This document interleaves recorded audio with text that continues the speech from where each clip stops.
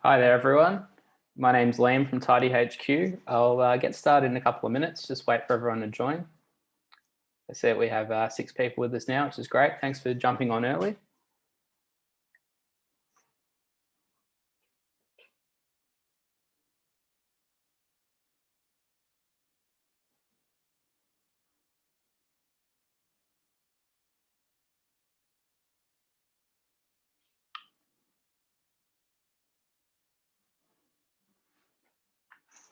Whilst we're waiting for other people to join, I'll just share my screen.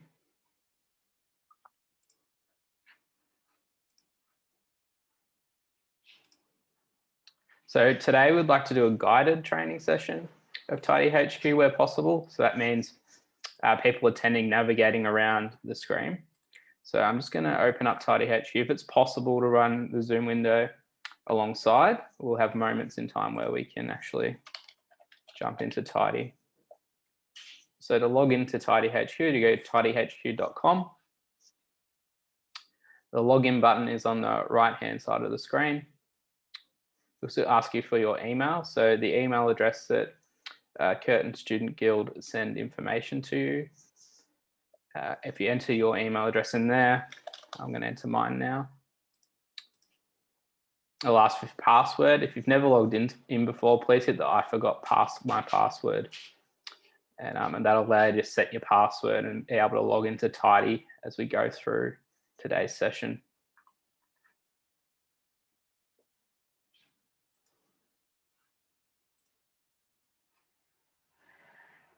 Okay, I think everyone's joined now.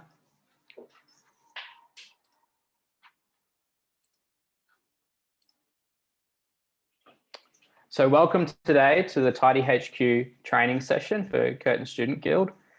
Thank you very much today for attending. I know you've got busy schedules and universities are starting to ramp up for the semester, so I appreciate everyone attending today.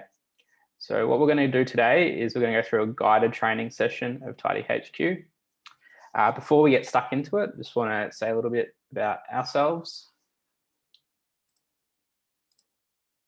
So my name is Liam Bednarski. I'm the Customer Success Manager at TidyHQ. And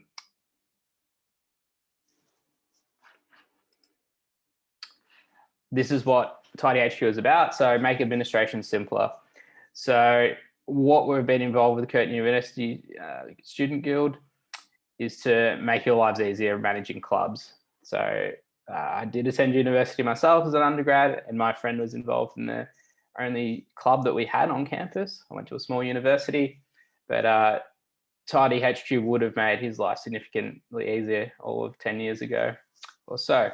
So we're hoping you can really get a lot out of this, making your lives easier, being involved in running your clubs and having fun on campus and getting other people to have fun on campus. So it's something I'm really excited about to partner with Curtin Student Guild and guide you through the process. So thank you again for attending today. Not all the clubs involved in the first stage of this have, so you'll be a little bit ahead of everyone else in really making your lives easier managing your clubs. So just bear with me, we're just going to get set up for today.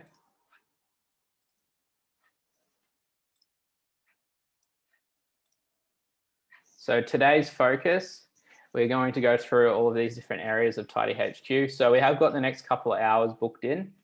We want to make this as interactive and as fun as possible for what administration can be, sometimes quite dry. So we do have the opportunity to, there's Q&A, ability to comment in the webinar. So if on Zoom at the bottom of your screen, you can actually pop in comments there if you need to ask any questions throughout. And we'll be able to address those at the end of each section or at the end of the presentation today. We're going to try and move through at a good pace today. We're going to be able to come back and reflect on this video later. It's going to be shared with everyone, as well as other video and content that we created TidyHQ as well for different sections of the program as well. So let's get stuck into it. So I'm going to share my screen and do a guided tour of TidyHQ. And if you can, as mentioned a little bit earlier, log in on your end, that would be fantastic. So For those that may have joined just a moment late, I'll take you through that again.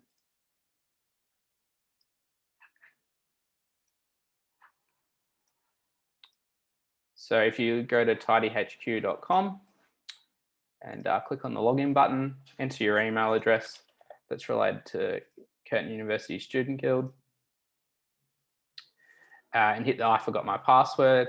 It will then prompt you to create a password and you can log into the platform. You should be assigned to your club that already exists. So if you can run that alongside me presenting today, if possible. If you have got two screens, if you haven't or can't get the sizing on the screen right, I understand. Just watch me go through the platform and take some notes as we go if you want to, or you can refer to this video later on.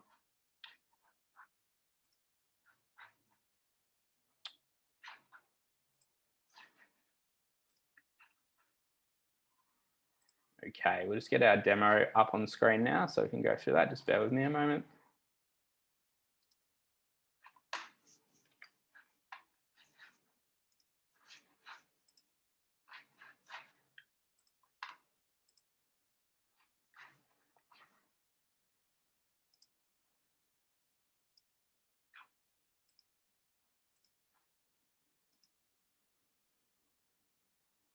Alrighty, so you should now be able to see my a demonstration database of TidyHQ. So we're going to go through each section as discussed earlier. So we've just gone through the logging in section. So now we're going to move on to organizational details. So this is the first thing that you should do when you're logging into TidyHQ. It's a really core things that you need to get done. Now, the University, the Curtin Student Guild has gone through and helped configure some of these for you. So we're not going to have to do all of them, but it's really important just to get the basics of Tidy down, and then you can start navigating and really using the program in full. So we're going to get stuck into it. So where we need to navigate to is Organisation Settings on the left-hand side panel here. I'll explain this dashboard a little bit later on and how and the different applications here, but just really want to get stuck into the Organisation Settings. So if I click on Organisation Settings,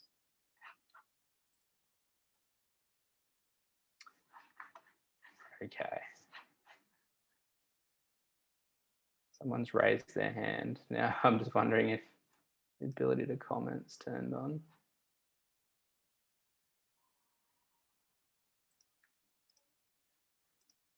Yeah, we've got the chat box there. Someone wants to use their mic. Just bear with me.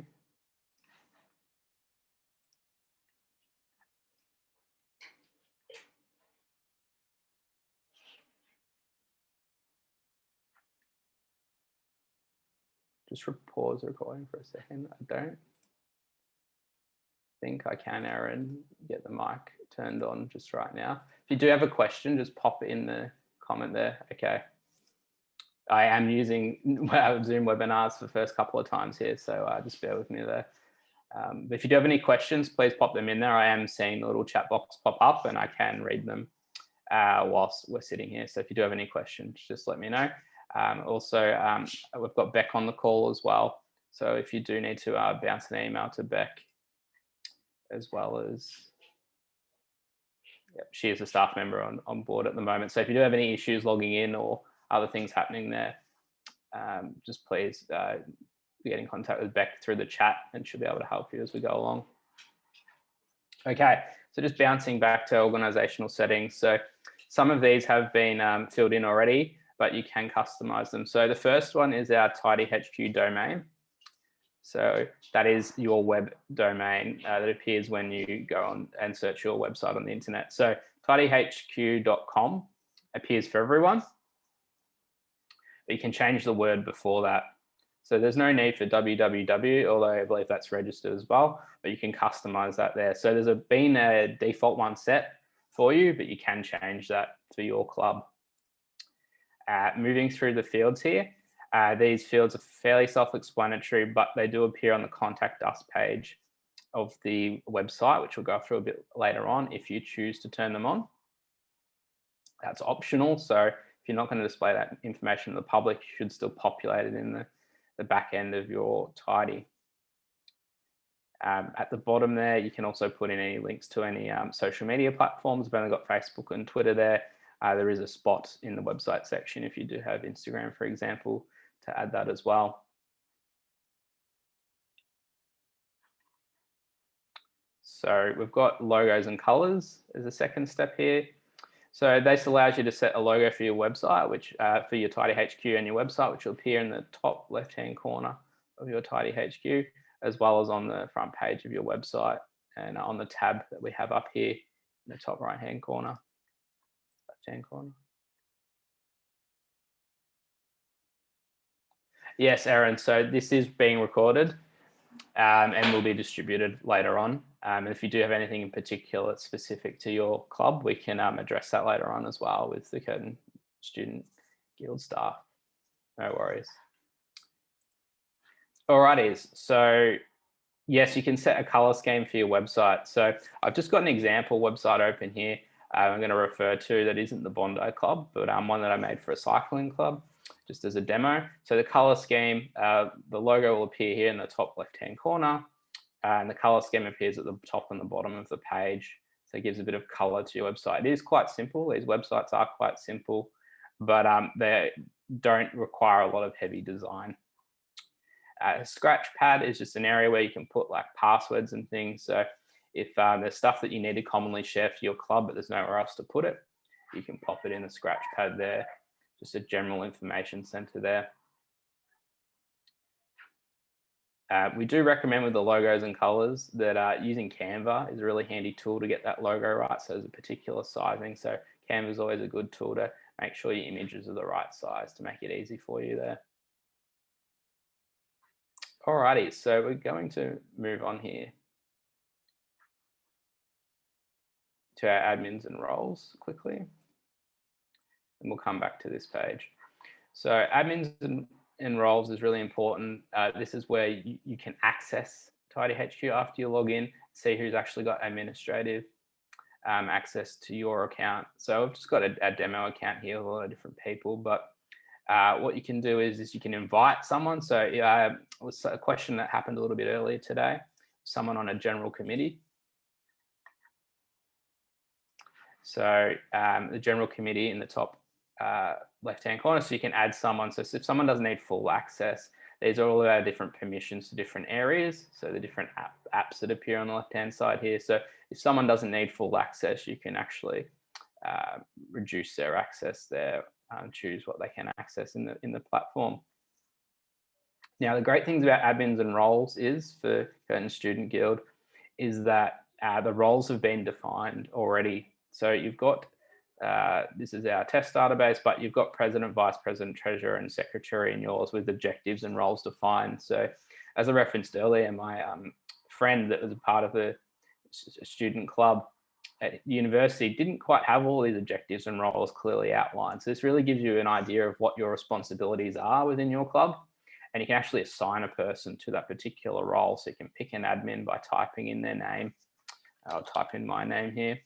And you can actually assign them to a particular role. So as part of the work done setting this up, you have been assigned roles, and you can add other people to roles or add other people as admins. So if you are logging in and you're the only one here today from your club, log in and see if all of your members are there. If they're not, you can actually type their email address in and send them an invitation.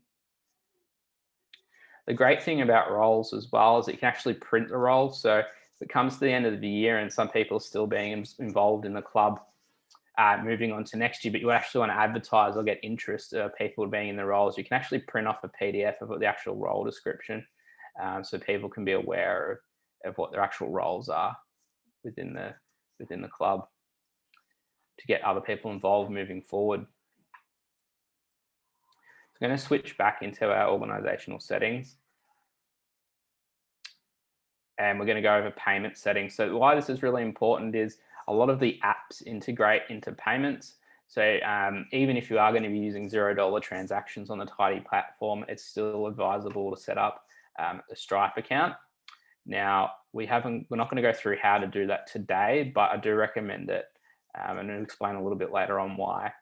So what we're going to do is payment settings allows you to set someone to notify if when payments are made. So if you do make any transactions through the platform, such as your treasurer, they'll get a notification that someone's made a transaction within your club. So there's an activate button in the right hand corner here. We're going to get a little video out about this just to step you through. But essentially, there's also an instruction here. If you're not a registered club and you don't have an ABN, please just enter zeros in that field, 11 zeros in that field if you're not registered, which is fine. It's not a requirement. It's just part of the setting up process. So don't let that hold you up if you are making your way through the Stripe setup, which will get communicated to everyone separately. So as I said, it's really important for payments because it allows you to integrate your memberships, events, and shop places within Tidy that allow you to make transactions. And then that allows you to appear on the website, which we'll talk about a little bit later on. And then we've got some other setup things you want to do when you're just using it for the first time. So you've got some consistency when you're using Tidy. So we've got a date format, time format, currency, your financial year, which you'd be able to find out from the Student Guild how that's running, possibly financial year from July onwards. It might fit in, or it might be a calendar year. I'm not too sure. But you can configure that, and then you can select your time zone, which is Boo. We've got it on Melbourne at the moment. I need to have it on Perth time if it's going to let me search. I don't think it's going to be that nice, or I don't actually know where it is. There we go. So you can set up a few details there, and just want to do that at the start to make sure it's consistent with what your needs are as a club, particularly that time zone one there. Don't want it defaulting to dirty Melbourne. And so what the activity feed is in TidyHQ. So the activity feed is an audit log of everything that's happened within Tidy. So if one of your members of your committee or your executive have gone in and made a change, and if you had done this in the past or using Google Drive or another platform, like who actually made that change. So you can actually go in and see all the different events that have occurred. So you can see who's responsible for making a change or creating something within Tidy, and you can export that to Excel as well if you really need to go through with a fine-tooth comb. Hopefully you don't have to do that, but it's just good to know that that exists and where it's found. I'm just going to move on to finance settings. So if you are collecting GST, it's set there as a default 10% for Australia. Again, you may not be doing this for all transactions, or you may not need to because you're not registered for GST. So I'm going to move on from that. Invoices and deposits. So you've got your organisation number again, which you might not have. You can set up your invoicing. So this would be the lettering that appears before the invoice, and you can set your invoice for start. So if you are moving from an offline or manual system with invoicing for your club, you can set up a number that starts from and then goes on from. You can also include information that will appear in any invoices at the top, or a payment information section. If you are not going to do transactions online through Stripe, you can still use Tidy for manual processing there. I've just got someone with the chat. Yep, Bex confirmed that it is a January to December financial year for the clubs. So that's great. In terms of your question, Aaron, about the domain names, I'll come to that a bit later in the website section. Okay, so moving on, probably the most important part in some ways for the treasurer, the finance categories. So this allows you to select different sections for what categories you have for your club. So this can be things such as, we keep it pretty simple and tidy for finance, which I'll go into a bit later on. But essentially this is for ingoings and outgoings. So what are you spending money on? What are you collecting money for? So it helps you get a visualization in the finances section, which I'll show a bit later. But yeah, you can come in here and change this at any time. If you create two categories by accident, you can actually merge them with another. But yeah, it just allows you to essentially create cost centers. Now, if everyone's not into accounting here, we'll move on to this and come back when it's a bit more visual. But it's just important to know where that setting actually is when you're getting started, because you may have common incomings and outgoings in your club. If you are setting up ID numbers, we have an option here under contacts. So if you have contact numbers you can actually get it created within Tidy. So that might not be something that you're doing, but I don't know if you have, you know, member 1 onwards, you want to keep membership numbers for whatever reason, you can actually do that within Tidy. The section here that we need to go through last is the custom fields. So we have certain default fields for collecting information through our memberships and events and shop transactions, but you can actually add additional fields through this section, or actually through the form itself, which we'll show you a bit later on. But you can click new custom field, a title, help someone understand what the title means, and then you can choose from a range of different options on what information you want to collect. As mentioned, we'll go through that a little bit later on in memberships where it applies, and also go through visibility a bit later on as well, and how that applies to TidyHQ. All right, I've just got someone asking a question. Okay, that was Erin just confirming. No worries, we'll get to that domains later on. Great. Okay, so we just want to check in here that we've just finished the organisational details. So as mentioned, you really want to get these set up before you get stuck into TidyHQ. The web page ones will come through later on, but essentially that is your basis, getting all your administrators in, everyone on your committee. Executive members have been loaded in, but you have extra committee members, getting them loaded in via admins and roles. Checking off those other settings in organisational details really gives you a basis to get started with TidyHQ. So the next thing I want to talk about is what we call contacts.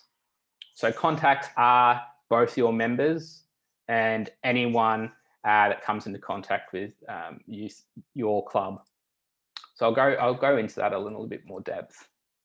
So contacts can be used to store administrators, members, and all other relevant contacts. So you could have someone that you're using an event hire for, and your club uses it every year and it's off campus. You can put their details in here as a contact, so that when you hand over the reins, they know who to contact for that particular venue hire and maybe get a discount.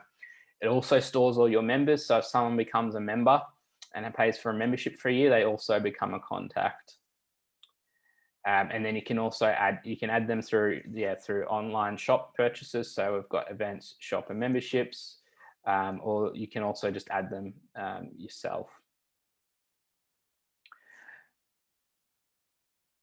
So we can actually import members as well. So if you have already collected members for the year on another platform, we know that the semester's already started, O-Week has already happened or just about to happen. So you can actually load in, if you have been collecting them through Google Forms or another source, you can actually load those members into Tidy, so you can manage and communicate with those members from this platform.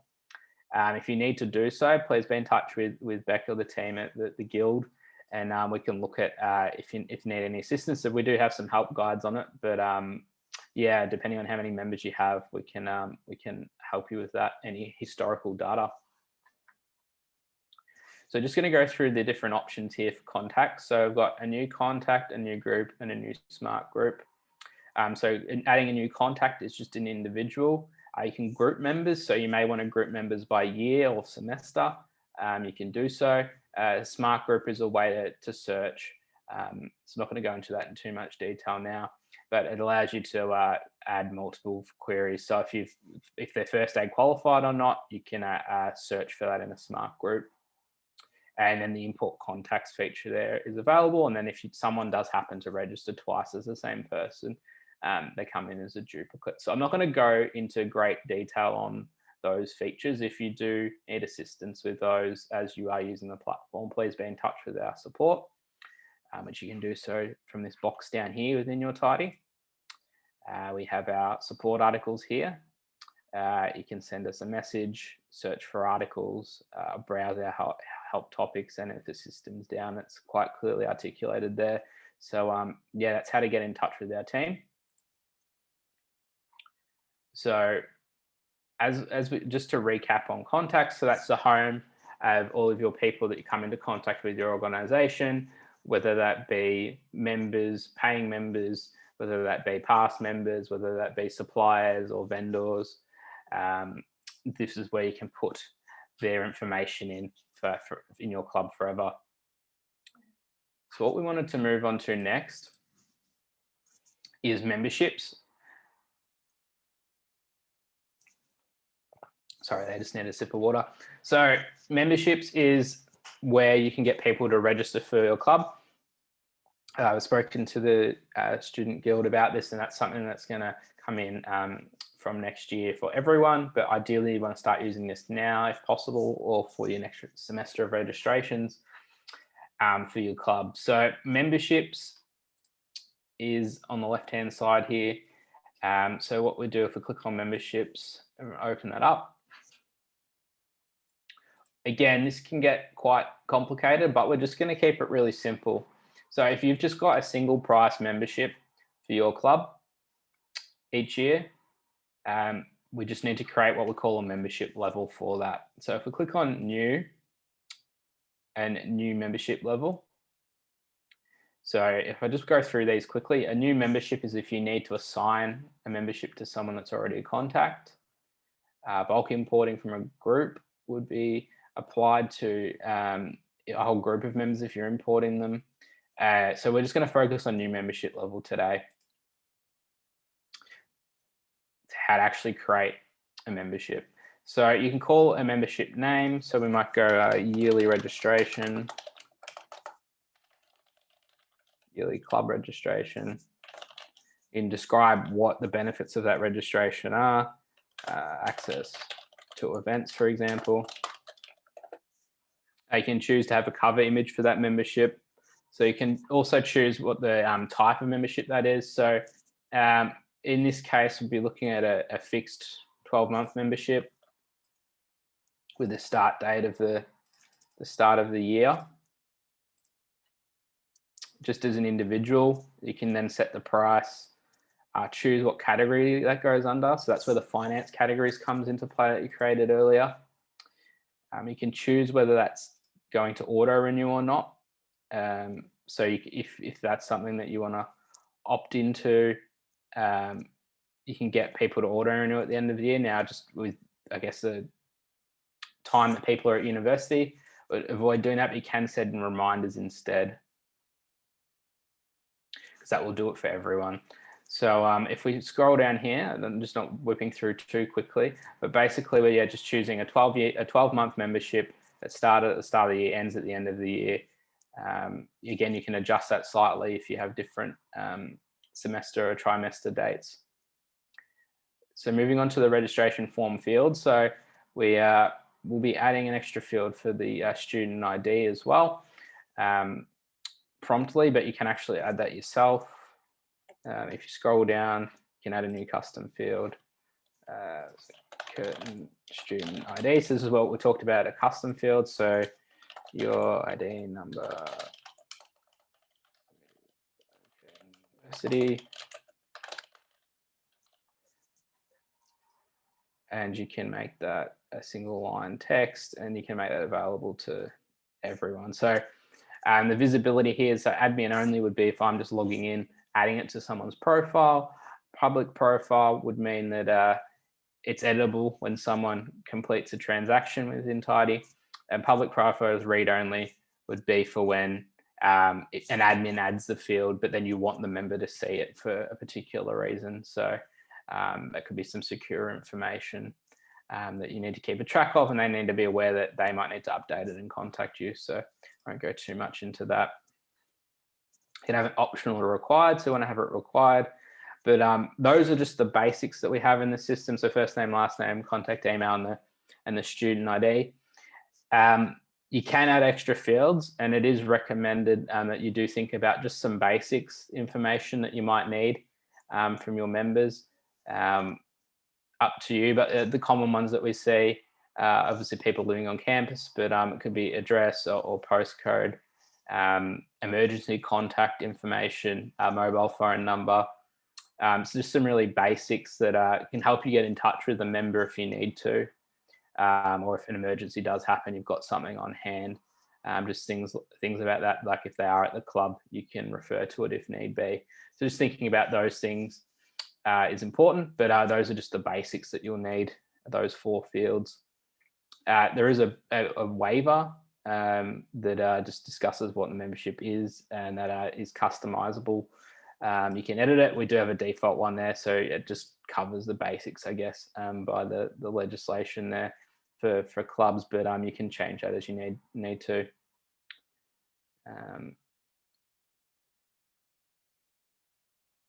So just having a look further down as we go, we've got messages for memberships. So you can set a welcome message for your membership for when people actually register as a member. They'll get this welcome message. So it could be something including introductory information to where to go or who to speak to now that they're a member, or there's an upcoming event and you can link them to that through the actual email that they receive. You can include merge tags, so you can actually personalize that message with their first name. So you just have to copy and paste that into the field above, and that'll actually put their first name from what they registered as on the form. So it is a little bit manual, but it's a great, sorry, I've just got the second keyboard there. That's on my end. So yeah, you can put their first name in there, and that'll actually generate their name when they get the welcome message, which is fantastic to really make them feel welcome. We've got renewal reminders, so you can set that as a number of days before the membership expires. So as mentioned before, we do have auto renewal, but with just a turnover in members year to year, wouldn't recommend that. But sending a reminder out would be something we'd recommend.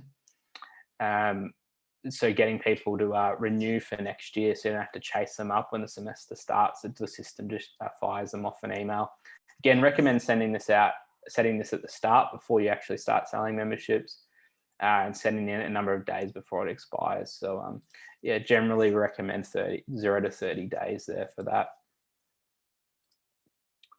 Again, you can see we've just got some messaging in there for what a reminder would look like there. And you can also preview what their email would look like coming from TidyHQ as well for those different sections there. Alrighty. If we keep scrolling down, we've got, you can actually send a renewal success email so that they've got confirmation that's incurred. You can send an expired notice as well. So once they have actually expired, you can send them an email just to contact them and ask them if they do still want to be a member. So it gives you that second opportunity to contact them. You've got the one before and then the one after they've expired. And then you can actually send a reminder as well. So you've got the 3 options there for just reminders. But again, just want you to think about this at the start when you are setting it up, to have all these options ticked, because if you don't have it ticked, then you tick it later. It may not apply to everyone. So just something you want to think about. Okay, do we as a club want to renew memberships for people? If so, how do we want to go about that? It's something to do now as you're getting your club started. Okay, just had a question. Would you recommend for just normal club members out of the 3 options? So if I just, I guess, recap the section now, almost complete, I'll do that in a second, Aaron. So we've got the, you can have someone to be notified when someone actually completes a membership. So if someone's managing your memberships, you can pick a particular person to receive those. Access and sharing. So admin only is the back end of the system. So only admins can see this membership. So if you are doing it manually or outside the system, you can then import the membership information in through our invoicing system, attaching the membership. Groups is for particular groups. So you can create, as I mentioned, you can create groups of contacts. So you might have your 2020 members and 2021 members, and for 2022, you want to offer them a discount because they're returning. So you can do that by assigning them to the group. Public, that allows the access and sharing to be available to everyone. So regardless of whether they registered last year or this year, to be seen by everyone. So important thing with groups is that they do have to be logged in to see the group price. So if they are a returning member, but they're not logged in to Tidy when they try to make that purchase, they will see the public one, but it is an option there. And you can actually, when it's public, you can set a date. So you might not want to release the membership into a particular day, but you want to do your setup before the day. So that's the option to do that there. There's the ability to share that through Facebook if you're going to do some advertising with the pixels are there. And there's also an option to enable a membership card for that membership. So we do have digital membership cards. If that's something that you're interested in, you can turn that on and have a bit of a look there. They are generated similarly to the airport cards, I believe. So they might have a QR code on them, but that is a fairly new thing to our system. So I haven't quite seen that one in full flight yet, but definitely something to do if you are wanting people to scan in for events and things as part of their membership. Okay, so that just summarizes membership. So just to recap with the question, fantastic. So I'm glad. No, it's just it's fine, Erin. I'm glad you're excited and want to know.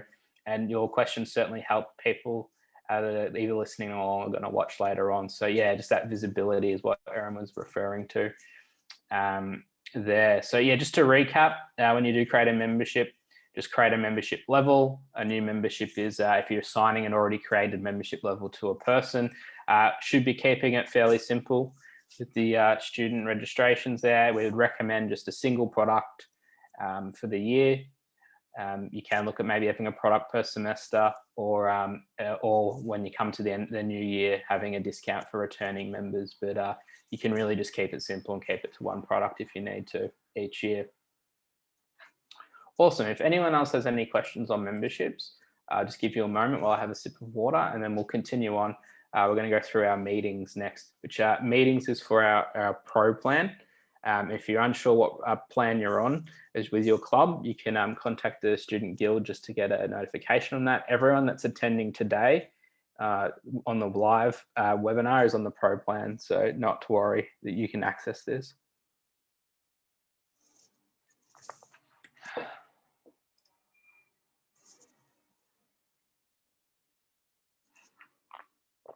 All right, thanks for that. Quite a lot of talking here.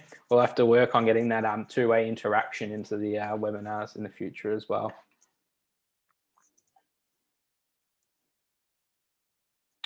Right, so as we move on, our next section is going to be meetings. So this is possibly my most exciting app for me.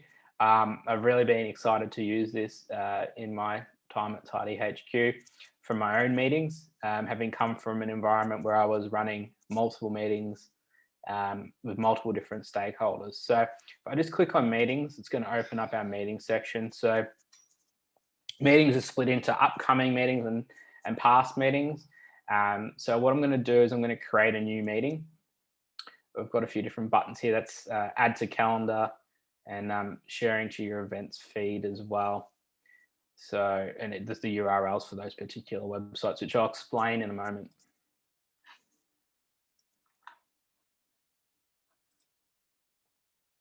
So just before we get stuck into it, so yeah, meetings allow you to create, duplicate, schedule, communicate an agenda for a meeting.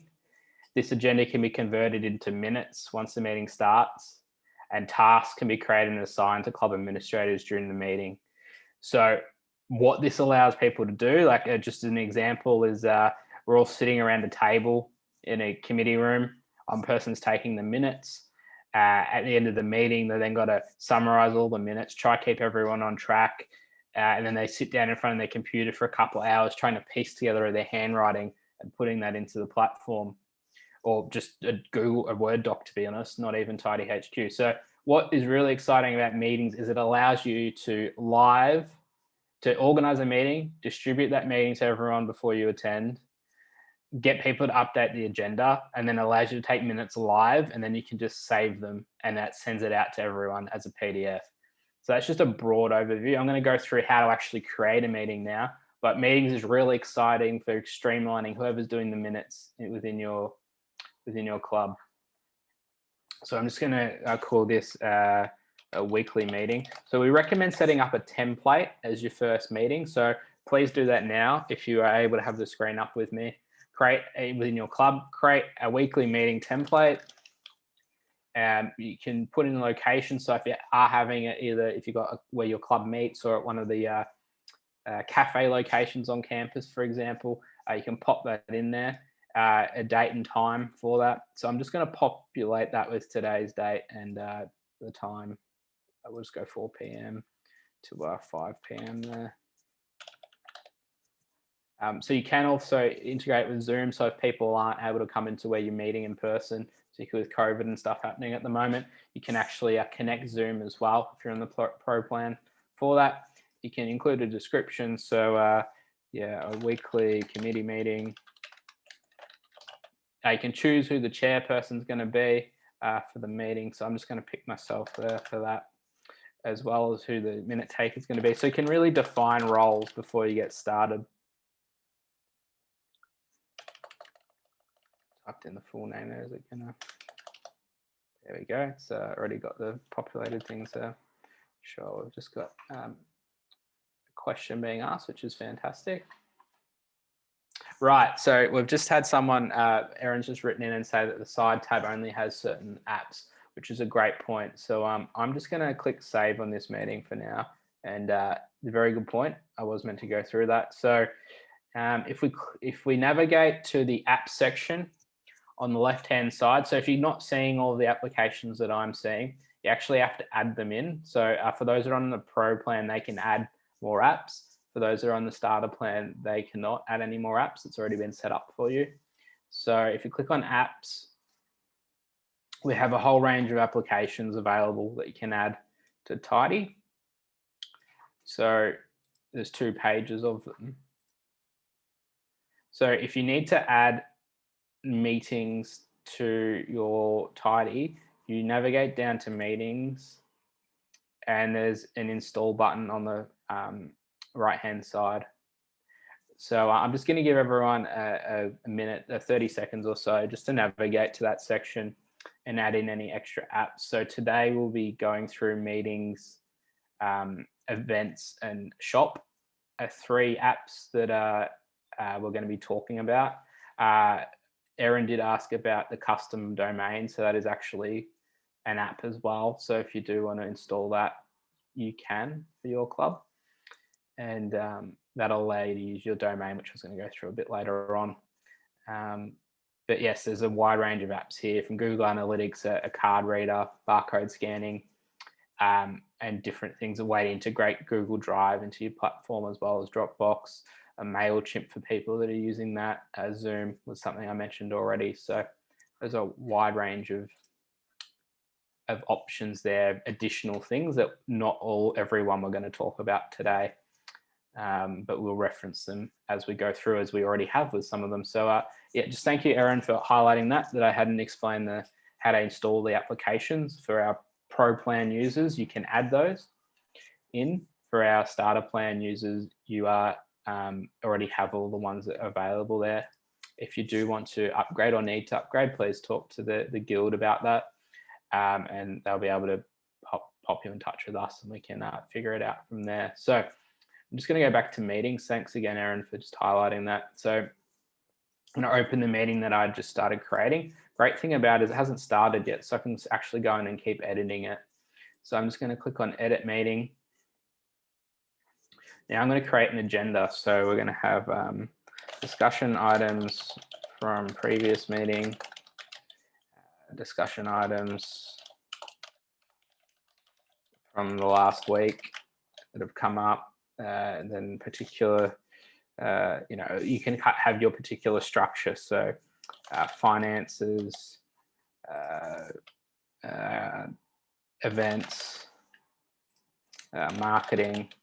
For example, if each person needs to talk about it, then you can set a owner for that. So again, I'm just going to be a bit boring and pick myself for that, but I'll just pick some other people as well we've got in here.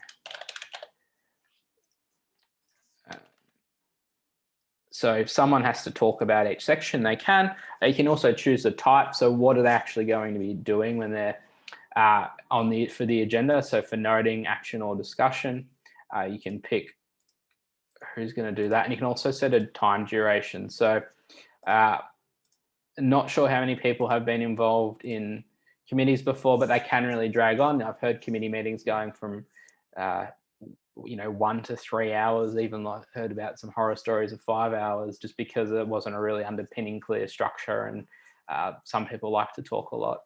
So you can really set a defined schedule. If you've only got an hour, you can be really clear about what you're actually going to be talking about before you actually get to the meeting. And it's all great to have a template as something to refer to. Again, as new people come in, as it's a new semester, as you've got new people in the committee, you can really send this out and go, yeah, this is how we operate as a club. So I'm just going to save those. There is the option to drag and drop those. If you click the dots on the side, once I save it, and just edit that again. The dots on the side allow you to set sub-agenda items as well. Or the tab have the dots to go to subtopic. All right. So once you've created a meeting, what you can do is you can make public. So if you make it public, that'll go to your TidyHQ website. And that made it available to everyone. So if you are at the start of a semester, or you are openly wanting to share that meeting online, okay, you know, we're looking for new members, sharing on your Facebook, or we're looking to re-engage people previously from our club that might have, you know, moved on to another club or not been involved in running it and still at the uni, you can make that public. You can print the details of the meeting off as well if that's something you need to do. Duplicate meeting, as I mentioned, is really handy for setting up a weekly template. So if you create that template and it's just got your key items that you're going to go over every week, hit duplicate, and then you can, from there, you can then add additional items to the meeting or change the structure, but just saves some time there once you're getting started. So you can also manage the invitees from this section. So you can choose to add people there. So you can add people to the meeting. And the great thing about this is when you add someone, it does mark, they get sent an email, which they can choose to, you know, deny or accept it. They can put it into their calendar. They get sent a copy of the meeting with any attachments to it, so they can understand what the meeting's about before the meeting. You can follow up with them because you've invited them. So there's a tracking log of that. You know, I've invited 2 people. Have they accepted? You can manually choose whether they've accepted or not. So it's really handy just to keep track of who's been at the meeting, 2 who's going to come to the meeting, and just everyone being aware of what's going to be happening in the meeting beforehand. So you can also send invites, which is what I didn't do there. I actually just managed the invites. But then you can send out emails that will go to them as well. So in that first case, I added someone that was existing, but you can add someone that hasn't been invited before to that. So what we can do is once we're ready to start the meeting, we can click on Start Meeting. So once we're got through organised our meeting, sent it out, we've gone a full week, and now we want to start the meeting. So when we click Start Meeting, this is where meetings really comes to life.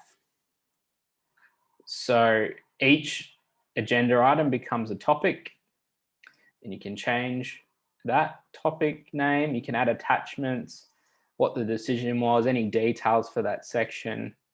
You can move up or down that in the meeting, and you can create tasks. So if we discussed at the previous meeting that Joe needs to follow up invoices, or we might make it Liam, hey, just to make that come to life, you can go to tasks and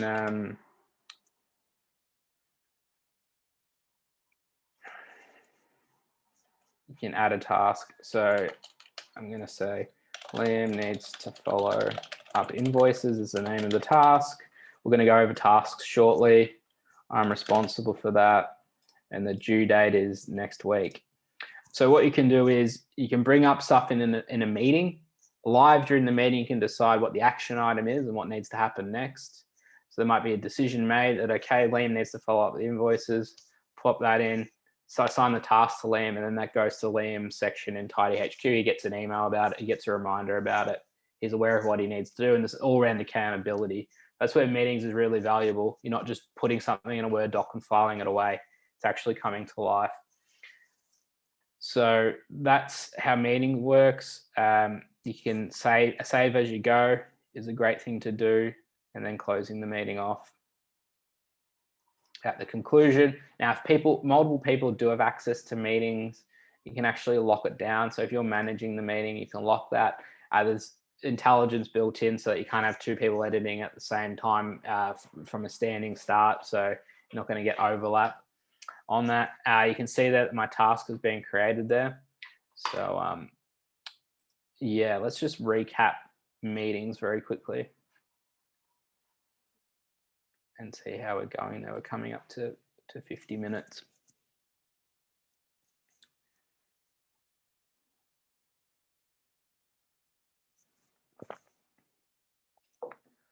Okay, so just to recap meetings, it's a really interactive and easy way to manage your club. We've found it through our data that this is really the heartbeat of people running things in TidyHQ as a committee. So getting people engaged as admins, inviting them in, and then using meetings to keep them involved and making them log into the system and be really accountable for their actions and getting your club thriving and just everyone having a good time being involved in the club. So yeah, really highly recommend using meetings as part of the pro plan. For those that aren't on the pro plan, don't worry. It is something that we're looking into with Curtin as well as we go through this journey of getting you onto using TidyHQ.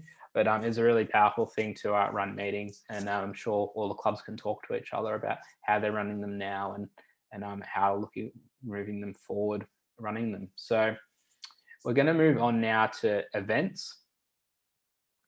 And just bear with me if I do go through some of these a bit quickly. We do have a couple of different separate webinars and videos and slideshows on some we're going to be sharing with Curtin so that you can go through some of these modules in your own time. And we're creating more of them as we go along. But events is quite similar. We've got upcoming and past events. You've got the ability to create a new event, share the calendar and the link to the website. If we just go create new event, I've got the name of the event, an image. Again, there's some fixed sizes there that Canva is a great tool to get the image size right. So events is for one-off events that occur for your club. So not for recurring activities. So if you've got an upcoming event, wherever we're having a gathering, we're having a party, or we're having an event, or someone come about our club. So like maybe a past someone that's going to be successful in our field, or what our club's about, or just something fun. You can, and it needs ticketing. Is it a location? Is it a venue? Or isn't? You can create it here. So this allows you to track who came to the event, how much it's going to cost to come to the event and promote that. If there's any venue limits, particularly with COVID at the moment, we're still going through that, where it's taking place, who actually needs to do work around the event in terms of tasks, and just, yeah, really streamlining that ticketing. So there's ability to use a scan, like a QR code ticket to scan them in. You can download an app that's a scanner. So it really allows you to streamline ticketing for events. I know when I was at university, I did say 10 years ago earlier, but it wasn't quite that long ago. But, you know, got the paper tickets, had to go buy them from the ticket office, particular time, only when people were there.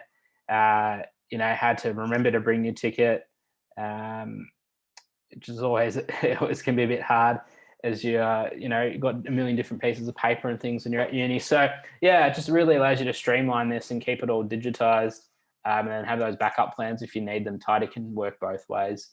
You can do the print off the tickets, or you can do it digitally. So as we go through, you've got the ability to add a schedule of items. So if there's things that need to be done for the event, you can schedule in items. Sorry, just go back on that. Items is if what's going to occur on the night. So if there's things happening in a particular certain time or day, you can set like what time things are going to happen within the event. So people are aware of that when they're registering for it. Maybe not everyone needs to get there at a particular time. Maybe you're breaking things up into different parts again if there's something related to COVID. We've got paid tickets and free tickets.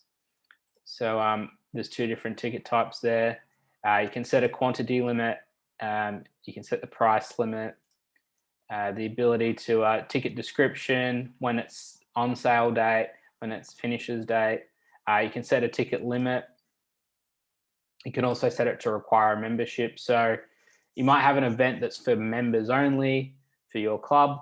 So you can set that to require the membership. You can pick the particular membership that it's related to. So like they have to hold that.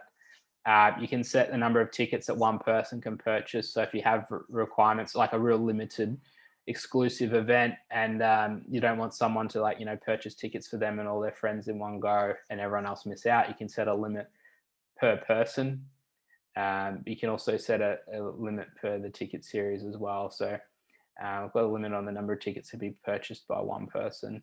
I can go into that a little bit later. So you can set it to have everyone has to register themselves for a ticket. You can set it to have one person can buy multiple tickets for people. There's those two options. You can also have ticket limits. You can also have venue limits. So there's a lot of flexibility around how you run an event for different areas of it. Again, if you need extra help with that, please talk to the guild or contact our support. But it's really enough flexibility there to do a lot of different things with the ticketing of events. You can assign that to a particular finance category. So all the money coming in will go to that category for your finance people. So this is down the bottom here, you can auto add the contact to a group. So this is really handy. Someone attends the event, you go, oh, who attended the event? There is an item that I'll show you later in this section that can show that. But creating a group allows you to have a quick reference point. Oh, these people attended this event. Okay, if they attended this event with a smart group, you can go, they attended this event. What else have they done with our club? How interactive have people been with our club? So it's an opportunity to do that. So we definitely recommend having that. It is auto ticked for a reason, but you can remove it if you need to. Collecting attendee information. So this is something I said you can do per ticket or per order. Again, we really recommend this because if it is an existing person, it's already part of your club, it'll tie it back to that. So you can do it per order. So per order is if someone can order more than one ticket. Per ticket is you'd have to put in Liam and then Isaac for the next person and then Terry for the third person, then Sue for the fourth person. Where per order, I could just put Liam and purchase 4 tickets. So we just recommend for data best practices is per ticket, unless you have a reason to allow people to purchase tickets in order. But you really want to know who each individual person is coming to your event. That allows you to then track it against your contacts and your members and be able to see, okay, we had, if it's an open event for people that aren't your members of your club as well, you can go, okay, we had 50 members come and we had another 20 people. Okay, we can see that Simon brought 3 friends and this other person brought this many friends. So there's different options there to just track things. So event.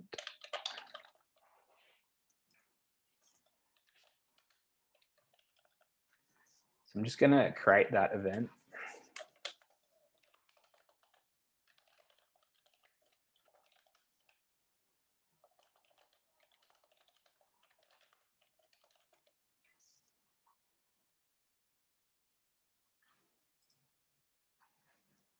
Just going to delete that free ticket type there. So now that we've created the event, there's a lot of different information here. So you can share your event, which will allow you to share, but we have to publish that first. So if we publish the event, that'll go to our website. We've got options here to add attendees, export attendees. So as I mentioned, we want to add them to a group. Okay, I've just got a question here.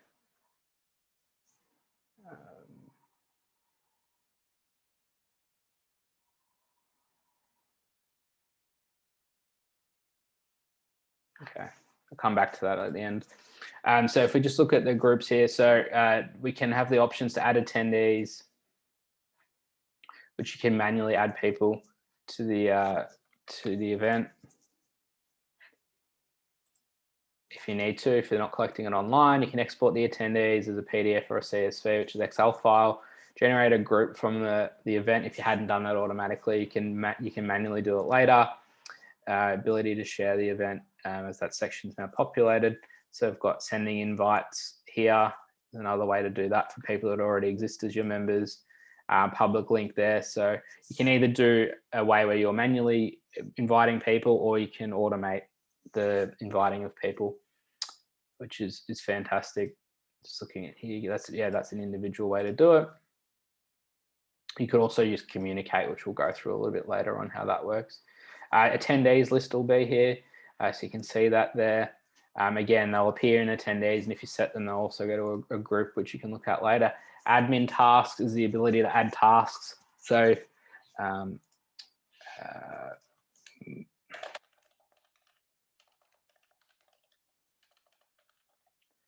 so I'm going to have to buy them for the event. You can set a date that's due by, so I'm just going to go today, but you can set tasks for the particular event. So again, it's just creating accountability for the event for people to follow up on.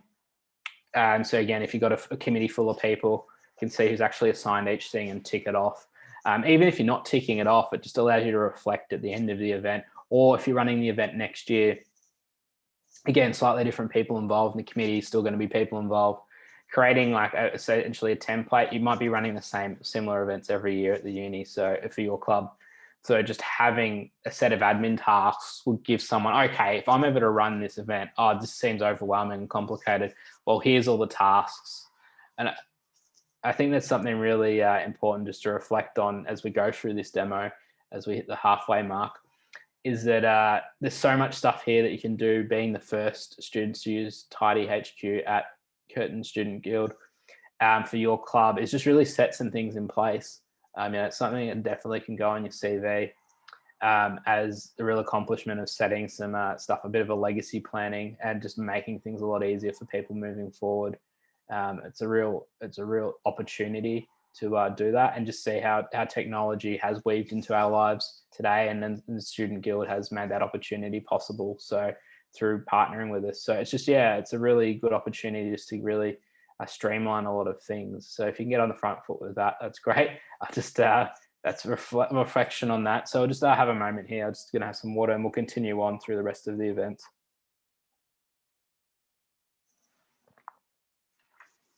And we'll come to that at the end as well. So transactions, each individual person, either a group or single transaction, were recorded there, and the event info, if we do add some there, and the topic there. So that is a very quick rundown on events. Again, this is one of the pro modules for TidyHQ. So if you haven't got it on your page, you'll have to click apps and add that. If you don't have that as an app and need it, please contact the guild for more information, and we can go from there. Again, it's a really quick and easy way to manage an event digitally. You can share it to all social media platforms, but you're not running it on them. You're running it through your centralized Tidy account. It's all trackable and traceable, so you can get really good feel for who your members are, who's coming to your events. Again, it's a big step forward in how events can be run by centralizing it in this platform. Something good going forward, good skill to have going forward as well, to reflect on how you ran an event and how you might do that going forward in your career, whether that be through volunteering or being involved in running a club, or just otherwise. It really gives you a rundown on how to go about it. Okay, so we're just going to move on from events and meetings, which are two of the really in-depth areas of TidyHQ. I'm just going to go over how tasks integrate into those two. So we're just going to have a quick run through of that now. So if I click on tasks, this is a central panel for all the tasks that are assigned to me, or all tasks that are assigned within the organization, all tasks for everyone, and then my tasks as a particular topic. So basically, this is an account of what I need to do with my role within the club. So what it allows you to do is tick off items as you complete them. You can add notes to them as you go on. So it might be something that has multiple steps to it. You might not be able to do it all at once. You can change your reminder. So you can send someone a reminder if they haven't done the task yet. You can edit the task, which allows you to, this is also for creating a task manually, but we see most people create them through meetings or events. Creating tasks manually is not done as often, but it is important to do as well if you need to, if you really want to follow up every item within your club. So you have to assign someone to the task. Once you assign someone, well, you don't have to assign someone, you can leave it for later, but once you assign someone, you can't unassign them. It's a title and description of the task, when it's due, is it repeating? It's something they have to do weekly, monthly, yearly. You can set that with a few different structures. You can set a reminder before the task is due, just to remind them that it needs to be done. You can get people to follow the task. So if you need someone to put notes in and keep updating it, you can get other people within the club to keep an eye on what the task is. You can add attachments to tasks as well. So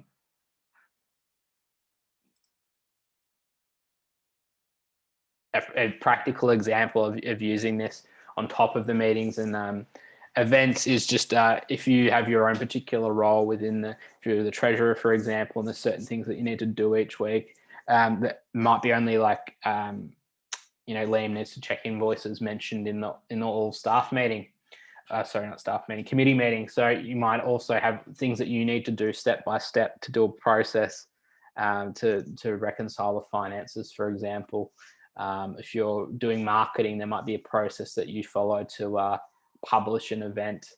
If you're running activities, there might be a process that you need to go through to contact the university and get that activity organized or a venue hired. You can put that all into tasks and have them repeatable, once a year or once a semester, whatever it needs to be. So again, there's a bit of a process step for how you go about organizing a task. So we've just gone over that very briefly, but yeah, it's kind of where meetings and events feeds into for what people actually need to do within your club.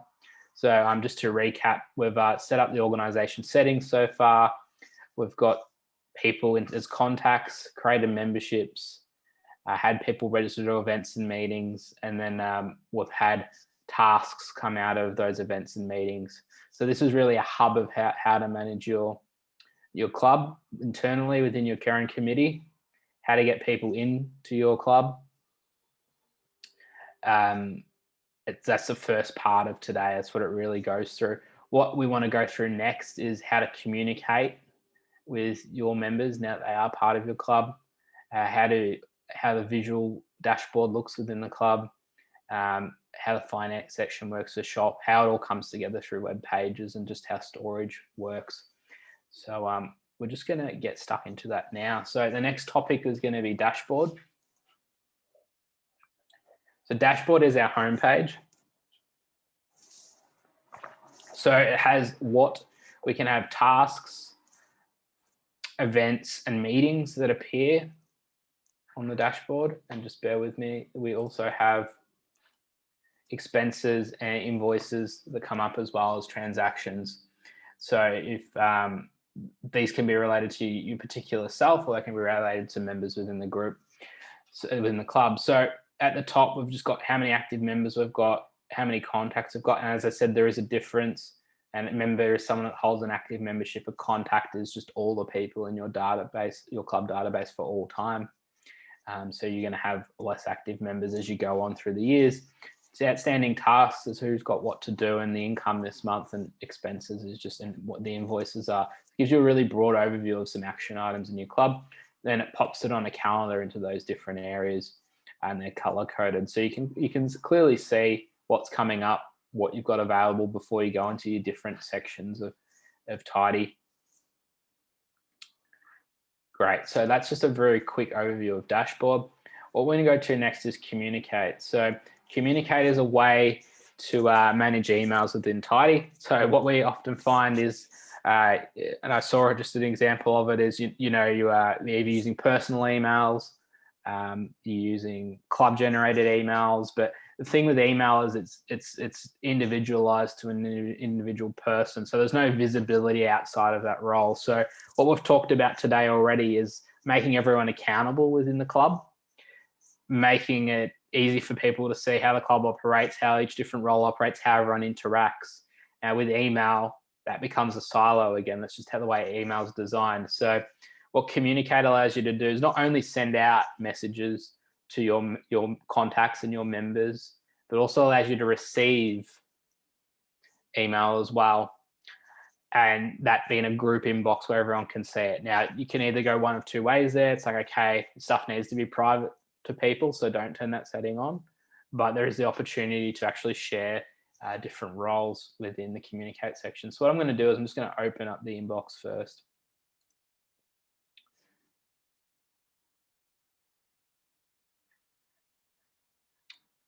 So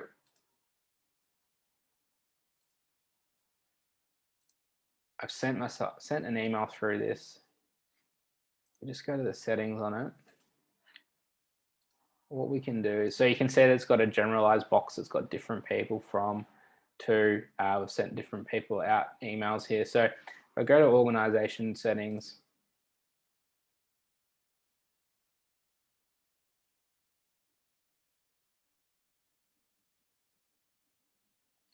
we'll just come back to that. It's in admins and roles rather. We can set it. So if we go to admins and roles, apologies for that.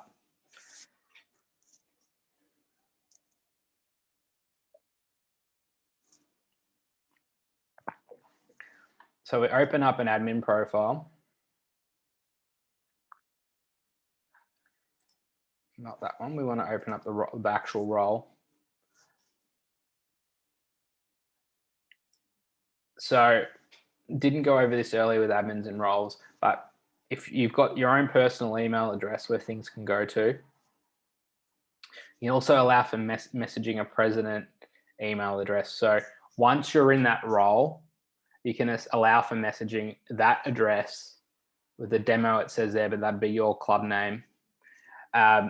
So that can centralize all of the mail. So if you are the president and you want to, if all of your people in your committee decide, okay, we want to have a general inbox where everyone can see stuff coming in each other's inbox because there's an accountability, or okay, someone's going to be away for a month or, you know, studying overseas for a period but still wants to be involved in the club, you can actually send it to be role specific email addresses, which goes to that generalized inbox.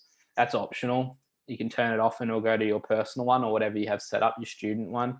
But you can set up to have a club email where people can email that club email, and that club email will come into this inbox here. So obviously there is a balance between the privacy and the transparency there.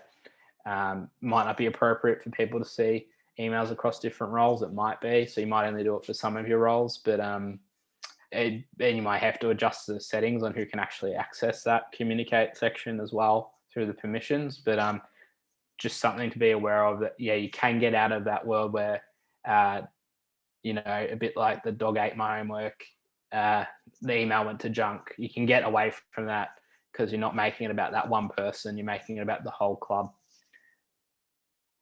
So if we go into the different sections here, you can send out an email to a contact or a group. So I've got, so it is case sensitive. So I can send it out to a group, which would be a group of people that are first aid qualified. So it tells you how many people in the group are, or I can send it just to myself.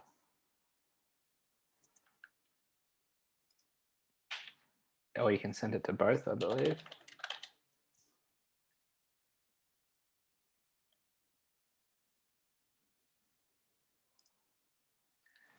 And then you can remove them if you need to. Select the subject. You can schedule mail to be sent if you'd like to do that. Body of the text here, you can again personalize it with the merge tags, add attachments, and you can preview that as well. So that's how it looks. It does come across as a newsletter type thing. So it's got the branding of your club. It's powered by TidyHQ. They can unsubscribe from that. So they're not going to disappear from your database, but they can unsubscribe from being part of that. So that's how an email looks coming out of Tidy. If we go to group message, that's a little bit different. So this is a reply all. So this would be starting what we'll call an email train. Bit before my time, I guess, but that's what used to happen around offices. You get an email train, everyone sending the jokes and stuff around. But obviously use social media platforms for that now. But yeah, it's something that we have if you need to send it to a group where people can reply and create an email train rather than it being like a newsletter or a one-way message. Just creates a two-way message. Again, might not be recommended if you're going to send it to a large group of people. You know, you might get someone reply with that one question. Then that goes to 50 people and they don't want to know about it. So yeah, just yeah, be careful about using group message. You have to really be certain about what you want to use it for. but it does exist, does have its purpose. So a new feature that we've got is SMS. So it does come with a cost.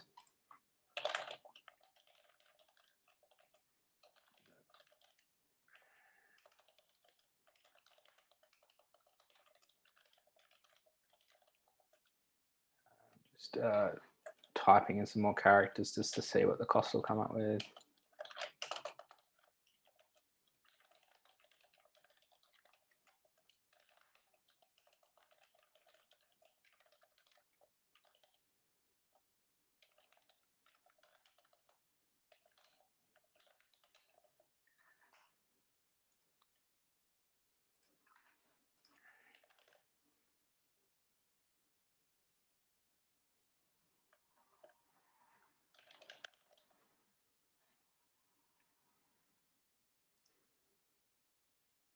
Yes, I might not have popped my mobile number in there, but the cost of the SMS credit does carry a cost.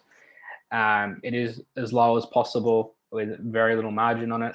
We understand that customer expectation is, okay, why does text message have a cost? But when you do have a phone plan, I know a lot of phone plans today and even prepaid plans have text messages included in the price. So you get unlimited, but they do actually have a per unit cost. So it's not significant. I think that we've got, it's less than a cent. But of course that adds up, or it might be 5 cents or something. I haven't got the pricing on me right now because it's not popping up, but essentially there is a cost to SMS. It is more a direct SMS. We do have the feature, but yeah, you have to pay. So if you have got a small club, it's not going to cost you too much, but obviously if you've got thousands of members or something, it's going to add up if you are sending messages out. But there definitely is the option there when you need to do it in case of emergency, or something you're factoring into your membership prices, or you've got an upcoming event and you really want more people to attend, you can push it to a group. So yeah, definitely a great feature to have. A lot of platforms don't have SMS, so something we're excited to add to our services, but it does come with an ongoing cost to that per message, per person. Right, so that's a very quick rundown on the communicate section. It does have, just to go over all the options there, we do have the archives as well. So it does archive by area for different things that have been sent out, which is really handy when everything was created. So you can really reflect on that. So we do have that in archive as well, but just for messages, for emails that have gone out for whatever reason. Again, the classic case of I went to my junk, you can come back here and check what stuff's actually gone out over time, and it does archive over time. Then you've got your sent mail as well, which is self-explanatory in itself. So we're just going to move on now to the finances section.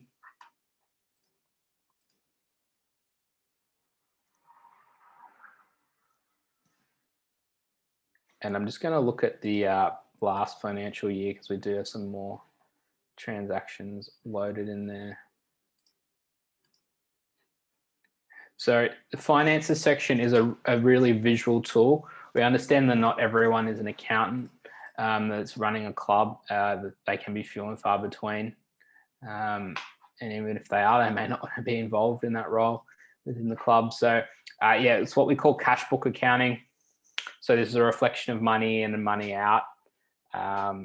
It's quite simple. As talked about earlier in the organizational settings, finance settings, setting up the categories allows you to then allocate money from events and the shop and memberships into their particular section. So as mentioned, it breaks it down. You can do it by month and customize the length of time. The top of the page just has your budget. So you can set a budget line by line, which I'll just show you now. So it gets quite granular if you want to, or you don't. You can just set a total by the different sections. So it does look a bit busy, that screen, but you can actually determine what you want to do. Then it's got the estimates, so it's your budget versus what the actuals ended up being, which actuals are allocated from the system itself. Again, not going to go into too much granular detail on the budgeting of it. If you do have questions about how to manage a budget or manage your expenses and incomes, you can discuss that with the guild. I'm more here just to show you how the tool works, and they can talk you through how the finances work. So yes, basically got money coming in, money going out, what money is due to our suppliers, what money is owed from our members, and then what our position is at the current time. That's what we're owed. So we've got total income, expenses, our profit, and our cash position. So again, as I mentioned, cash book accounting, we're keeping it very simple, just focusing on the inflows and outflows. So we can have category breakdowns, so what money's being spent on and what money's coming in from. So it's nice and visual there. So if you do record it by categories, you can create these nice little graphics to just really understand. If you're not the finance person, just log in and have a look at, well, okay, what are we spending money on as a club? Can we modify that to maybe get a better outcome? It's just a real basic introduction to data-driven decision making there that gives everyone on the executive that's got access to this section an overview of it. It's also got a rundown of the recent transactions, so it's not a full rundown, but it's a good start. On it, we've got the transaction section, which goes into every transaction, which you can export if you need to, if you've got reconciliation requirements for your club, which you would have.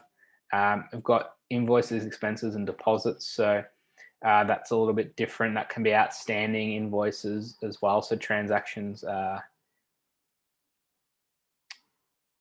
will have all of the transactions in the club, no matter what they are. Whether they've been reconciled or not, whether invoices, expenses, and deposits, like ongoing payments, things that haven't been settled yet, that need to be followed up on. So that's categorized by all.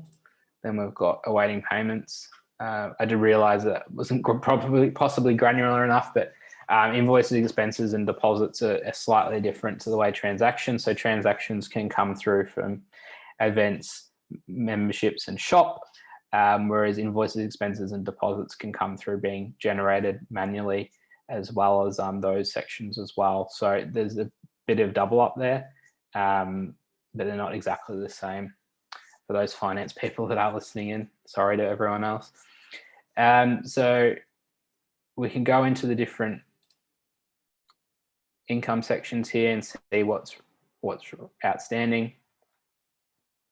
So what's great about this is if you want to collect an initial portion online, or you need to collect a bit later, you can add payments. So you can add a particular payment to someone that they need to pay on top of what they've already paid. You can send reminders. You can edit what they've paid for. You can add an extra item. So there's just a real lot of flexibility here around. I'm not going to go down into it specifically, but there's a lot of flexibility around, again, if you have someone register online and pay at the time of payment, or you need people to pay later, you can manage both.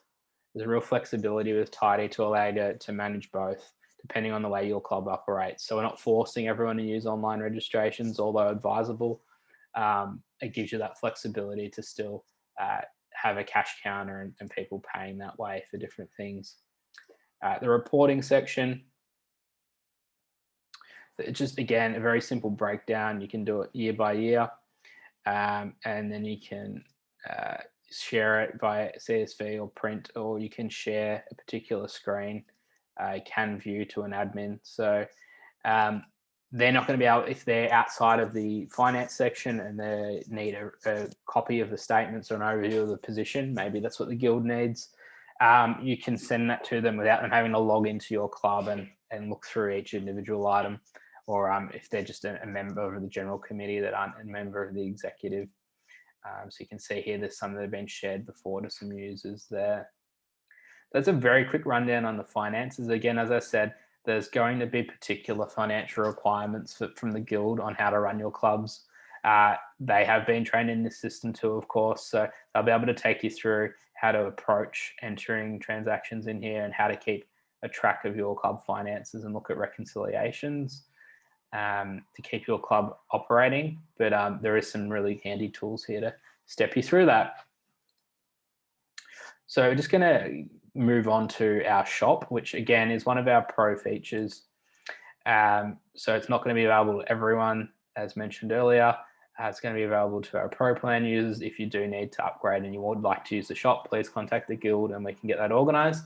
So if I click on shop on the left-hand panel, again, if shop's not there, you can go to apps and add the shop.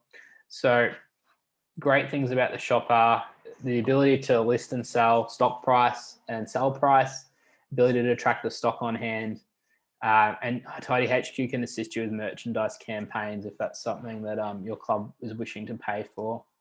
That is something that we offer through particular types of merchandise for your supporters. We can help to arrange that as part of the platform.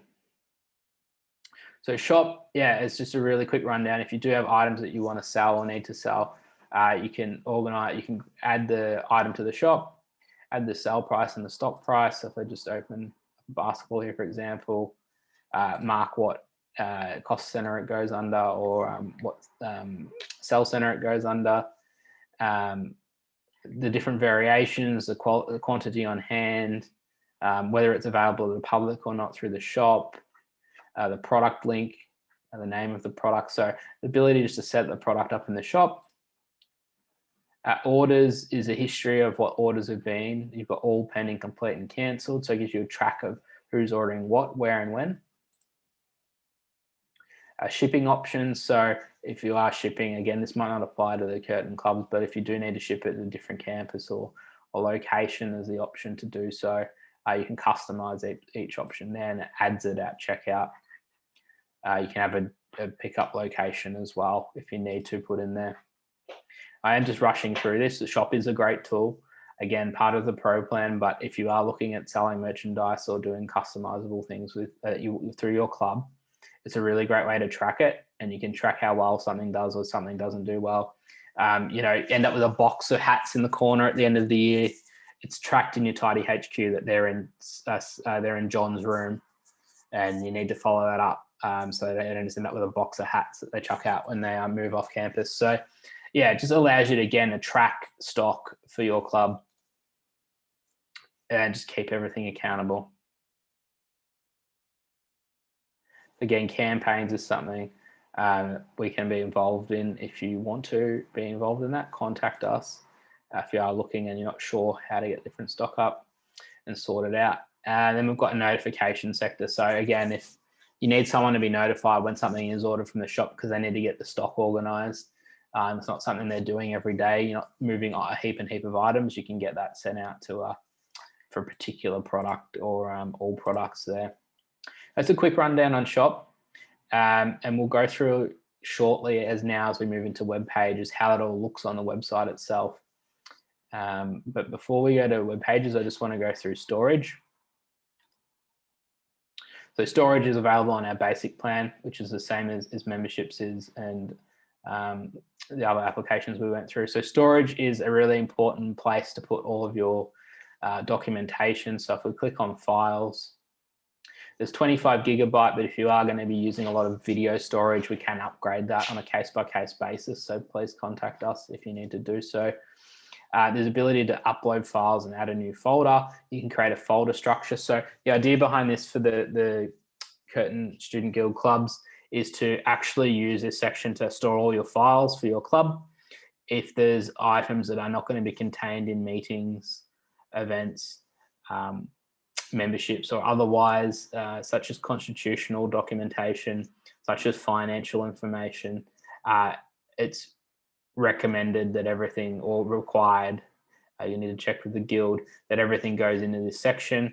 So everything is trackable within your club. Everything can be reconciled based on the year and then a folder structure within that. So yeah, policy documents, things based on each year, things based on each semester, breaking down the extra detail there. So it is quite simple. If we just create a folder, keep the flow going there. We'll go 2022. And we upload a file, so you can add files. Let's go off my files there, but you can add them there, and we'll just add one.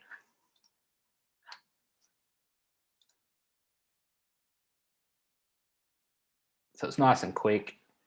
and you can close that off when it's done. It's added the file. So it isn't a one-to-one basis, but you can add them nice and in there, nice and quick up into the cloud. So it keeps a centralized storage. So really important there for your clubs, just to keep everything in one place. There is also automatic data storage for tasks, action items, which they are, contacts, communications, finances, meetings, events, and more. So this is really just for files that sit outside that. It's just a reminder for that. All righties, realize we have been going for 90 minutes now, so we want to start wrapping it up. We also want to bring everything together. So we've rushed through the platform here today, gone through it fairly quickly.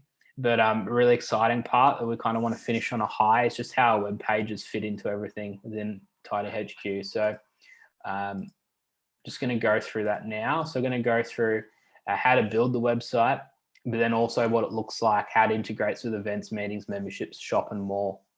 So what I'm going to do is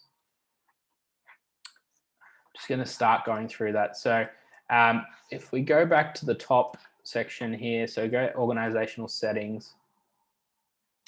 And yeah, just for the guild, you may want to break this bit up where we do have a separate web page webinar that we can send out as well. So this is the home page. And so what you can do is you can set the web page settings there for your organization footer and tagline and image information there, and visible to search engines or not. So I'm just going to show you what the Bondi Club one looks like to go through those different sections there. So we have the banner image. So we recommend a high resolution image for your club. If you don't have one, you can get a stock image like this from a website called unsplash.com. High resolution as possible. And again, we recommend editing that in Canva. In terms of your visibility to public search engines, that activates the Google bots, sends them to work. If you set up your website well or don't, it appears fairly high in Google search if people start searching for it. So we have sporting clubs, for example, have been using Tidy for a long time, and other non-for-profit organisations, they're using Tidy for a long time, that they do appear at the top of their search engine for their relevant search for either their club or their organisation. So it is a very powerful tool. The websites are desktop and mobile rendered to a high level. This was relaunched in October, so it was all up to date at this time. So the taglines appear at the bottom here on this side, and with the social media links. We've got club details on the left-hand side, and the banner at the top with the welcome message, which the Curtin clubs are populated with the welcome message there. Moving through to our contacts page. Sure. Erin, do you have a question? I'm happy to answer it.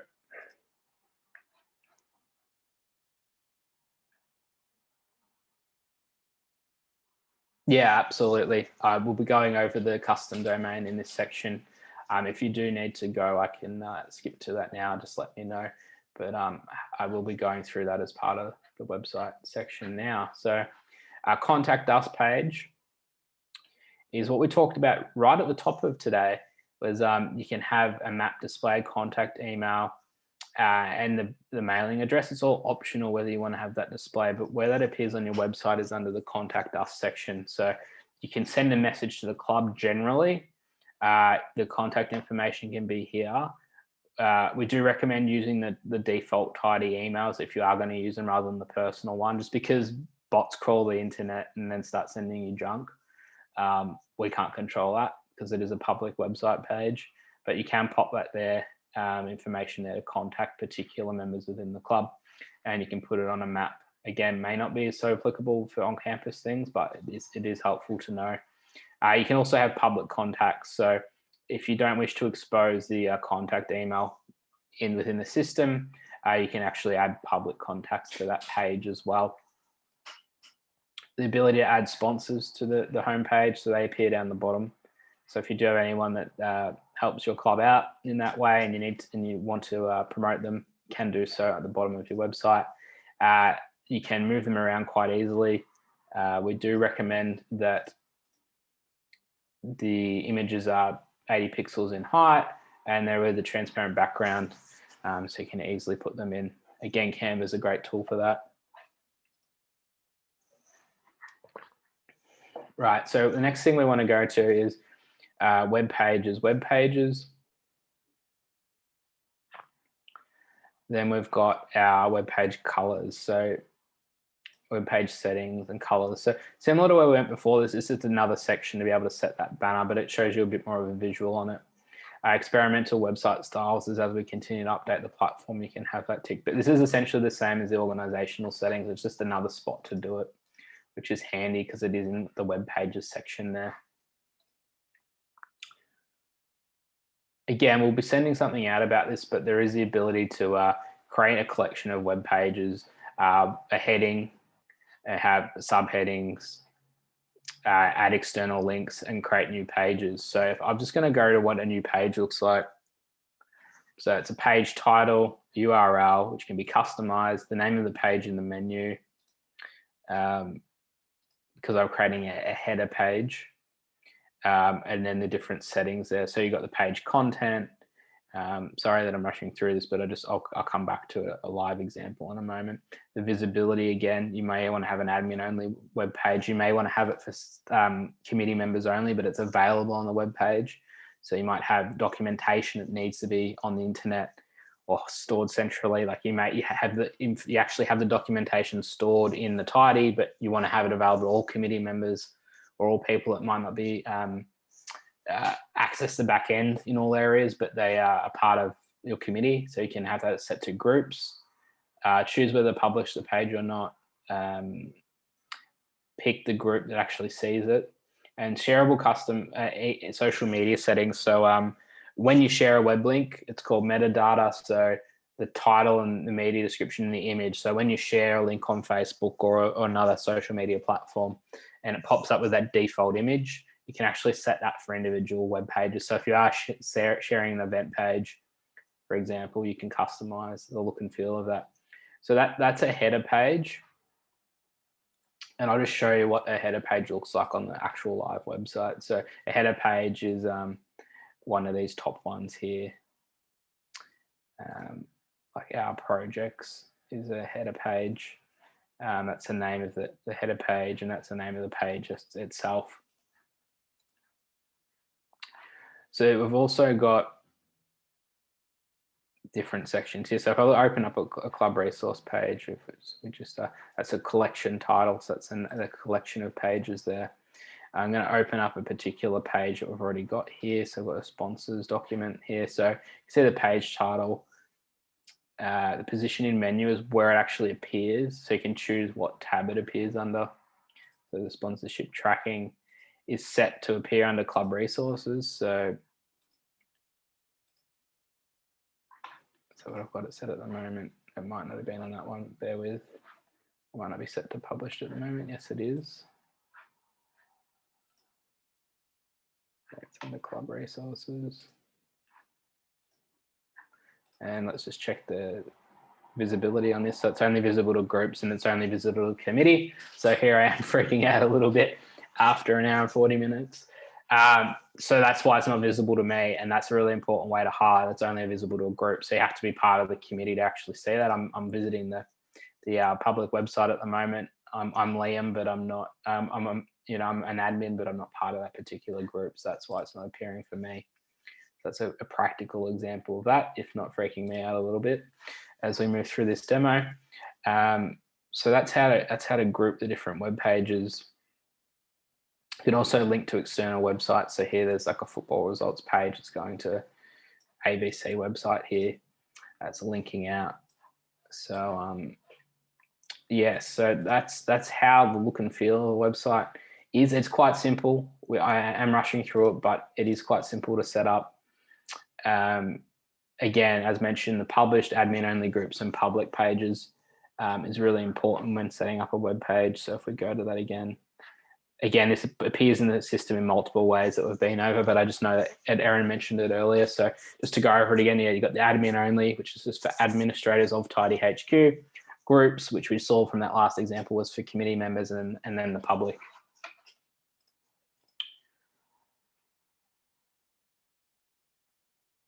So what we really wanted to highlight here as we come to the conclusion of today's session is just how web pages powers the other areas of Tidy and how it all connects together.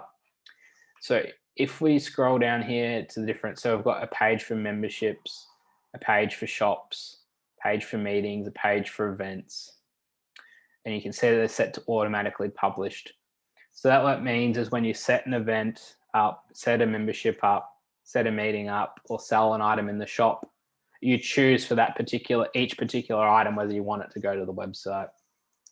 So the really powerful thing about this is when you do have a finished product with your website, you can organize and you can change the names of these headers, but you can see that your events are published on your website, viewable to everyone. You can see that your memberships are available on your website.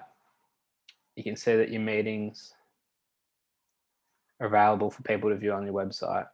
You can see that the items in the shop are available to purchase from the website. So it's integrating it all in automatically from when you set it up in the back end. It's as simple as a tick box button for that to be live in the website. So great thing about the websites is they're free to everyone. Starter plan or pro plan, you can get access to them.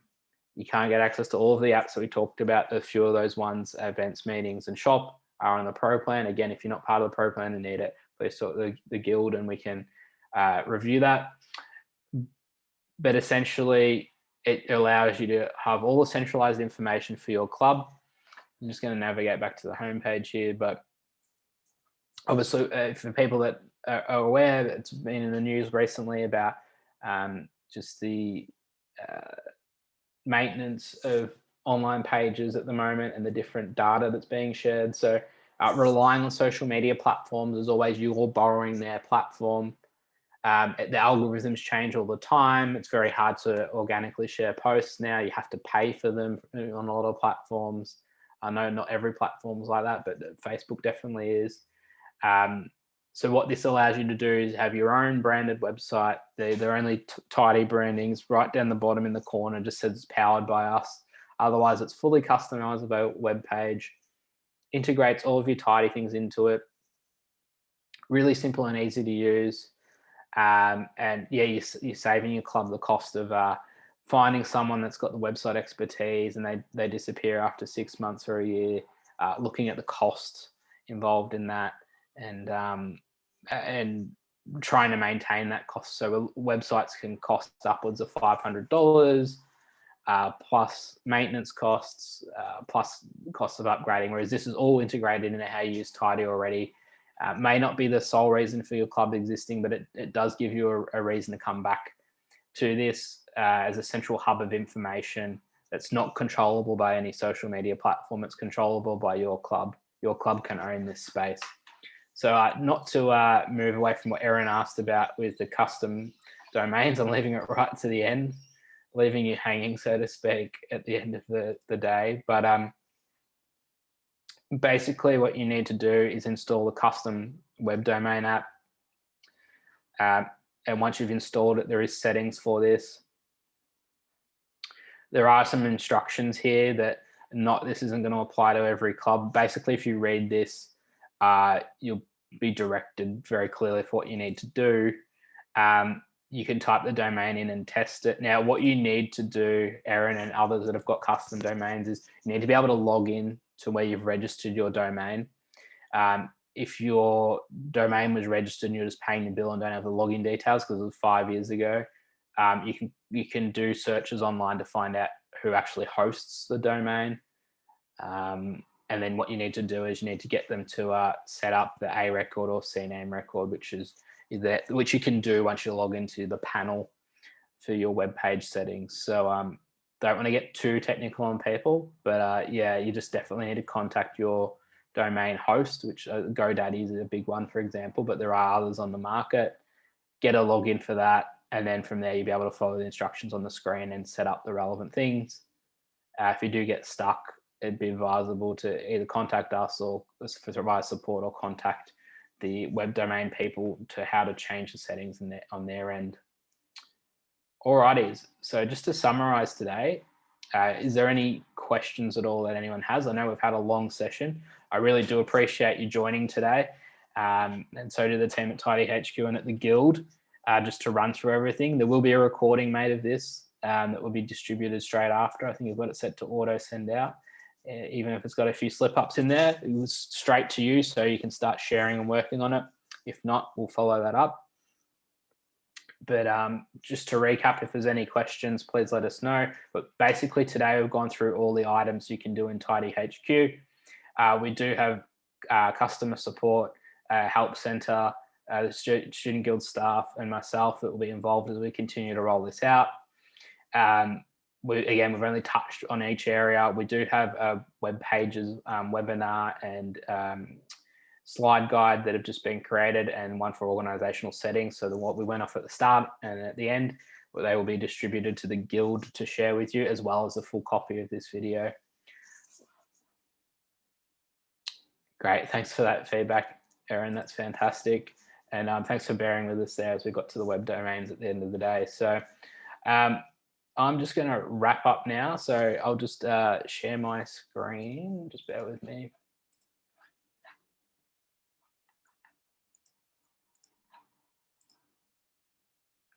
And just really want to finish on this note. So just bear with.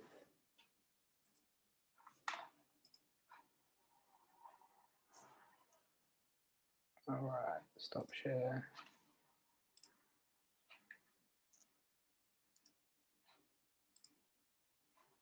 All right, just check if anyone else has got a chat at all. Awesome. Thanks, Beck. So yeah, again, just wanted to recap that the reason that we exist at TidyHQ is we've been in your shoes before. We have been committee members running on clubs, running in sporting clubs, running in administrative clubs. I've worked at a uni, I've been at a uni. So again, we're really excited to be partnering with Curtin University and Curtin Student Guild as part of that. As I said, it's a really good way to simplify your administration, streamline things, make people accountable, and just to have more fun at your club. And what's the purpose of running a club at a uni for? You know, it's to have fun, learn some things, have fun with other like-minded people, and engage in your university experience. So we're really glad that we're part of that journey and we can bring that to you. Of course, we're open to feedback. You know, we've got a couple of universities, and it's great to have feedback. So if you've got feedback as a club, please feed that back to the Guild, and that'll come back to ourselves as you go on through this journey. But I just want to thank everyone for their time today. Good luck using this product, and please let us know how you get along, and just be mindful that you are starting the journey of this with Curtin, and it's something really exciting you can pop on your CV and have in the years to come, I'm sure, as part of your university experience. So thank you for everyone today. I'm going to wrap that up now, and you'll be able to get in touch with the Guild for more information, and then we'll be able to get in touch with us. Thanks, everyone.